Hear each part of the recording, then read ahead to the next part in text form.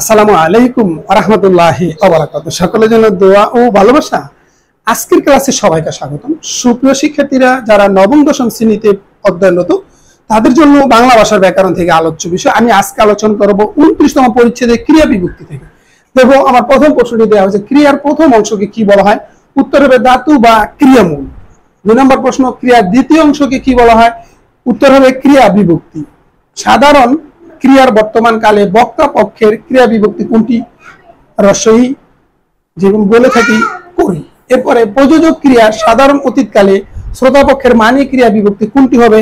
আলেন, করালেন, যেমন করালেন। এরপরে সাধারণ ক্রিয়া নিত্য অতীতকালে শ্রোতা পক্ষের ঘনিষ্ঠ ক্রিয়া বিভক্তি কোনটি? উত্তর হবে তি, কর্তি।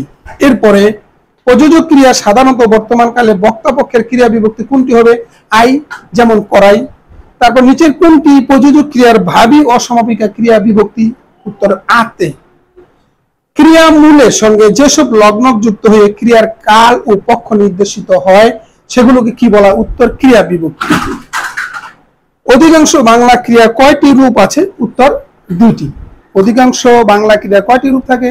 উত্তর 2টি। শিক্ষার্থীরা তোমাদের সুস্বাস্থ্য এবং শিক্ষা জীবন উত্তরোত্তর সমৃদ্ধি কামনা করে আজকের মতো এখানে বিদায় নিচ্ছি। আসসালামু আলাইকুম ওয়া রাহমাতুল্লাহি ওয়া বারাকাতুহু।